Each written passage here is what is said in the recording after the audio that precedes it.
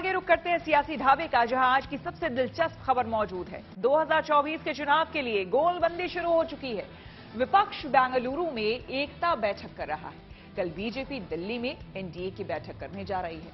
हालांकि दोनों ही गुटों में सीटों के बंटवारे को लेकर तस्वीर साफ नहीं है।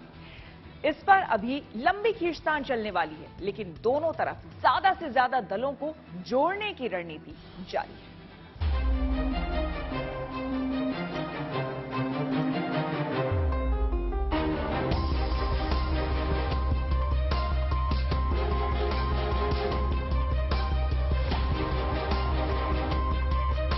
यूनाइटेड वी स्टैंड, यानी जुड़कर बीजेपी को जवाब दिया जा सकता है और 2024 में लोकसभा चुनाव का दंगल जीता जा सकता है। बेंगलुरु में विपक्ष का यही मंत्र है, यही मैसेज। हालांकि तस्वीर 18 जुलाई की बैठक के बाद साफ होगी, लेकिन इतना तो कहा ही जा सकता है कि पटना से बेंगलुरु आते आते कांग्रेस के साथ विपक्ष का मोर्चा एक कदम और आगे बढ़ गया है। अचानक कुछ 4-5 दिनों से हम पढ़ रहे हैं, सुन रहे हैं कि एनडीए की बैठक कल बुलाई गई है। तो ये अचानक एनडीए जो एक भूत बन गया था, उसमें एक नई जान फूंकने की कोशिश की जा रही है और ये पटना सम्मेलन का एक नतीजा है। जो लोग एक दूसरे को पानी पी पी कर कोसते थे, वो प्रधानमंत्री नरेंद्र मोदी जी की बढ़ती हुई भारी लोकप्रियता से घबराकर अपने अपने सिद्धांत, नीतियां और विषयों को छोड़कर एक दूसरे के साथ काम करने की कोशिश कर रहे हैं, लेकिन ये कभी सफल नहीं होगी।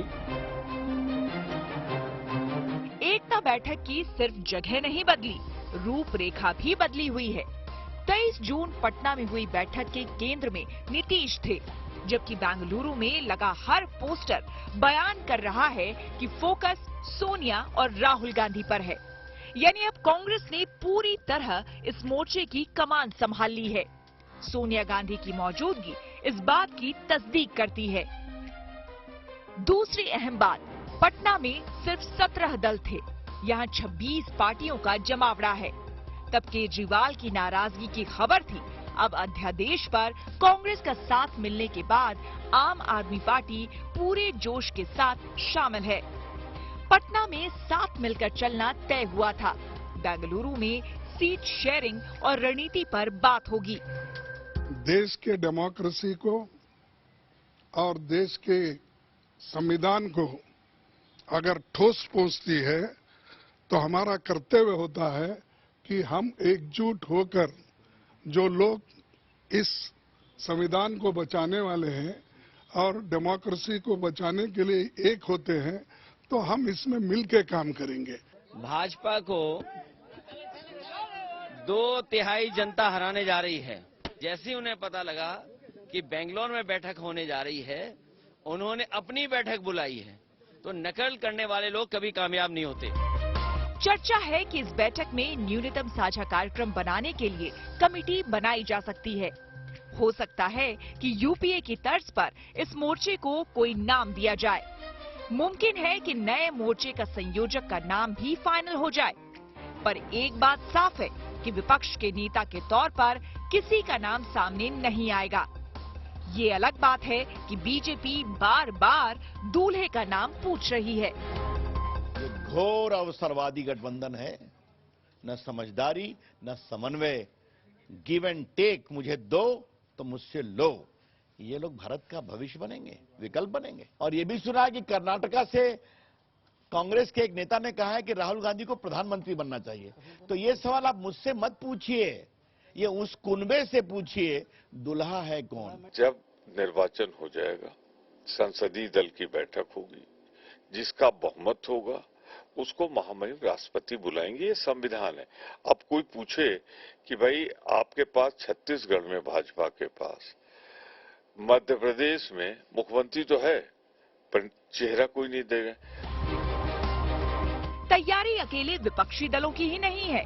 एक ओर बेंगलुरु में विपक्ष का जमावड़ा है, तो दूसरी ओर दिल्ली में एनडीए की बैठक है। विपक्षी खेमे में 26 पार्टियां हैं।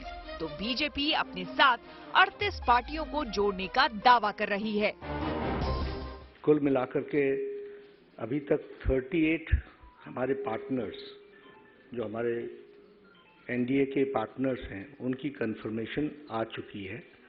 तो 38 पार्टनर्स कल इस मीटिंग में पार्टिसिपेट करेंगे। तो वो सेट प्रिंसिपल एनडीए का है कि हम किसी को छोड़ते नहीं, जो छोड़ के चले जाए उसके प्रति भी हम सद्भाव और प्रेम रखते हैं। मेरे को एक ताजुब हुआ कि मोदी साहब जब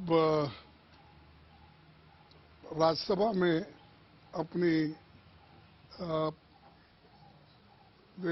अध्यक्ष से जो अपना रिप्लाई दे रहे थे, उस वक्त उन्होंने यही कहा था कि मैं अकेला ही भारी हूं। बैठकें अपनी जगह है, लेकिन एक सच्चाई ये भी है कि ना तो कांग्रेस के लिए सभी विपक्षी पार्टियों के साथ उनकी शर्तों के हिसाब से तालमेल बनाना मुमकिन है और ना बीजेपी के लिए करीब 3 दर्जन पार्टियों के साथ समीकरण बनाना आसान है। हाँ, ये साफ है कि 2024 के दंगल में क्षेत्रीय पार्टियों की अहमियत ज्यादा होगी और इसलिए बीजेपी हो या कांग्रेस, दोनों का लक्ष्य मजबूत और भरोसेमंद कुनबा तैयार करने पर है। Bureau report, good news today.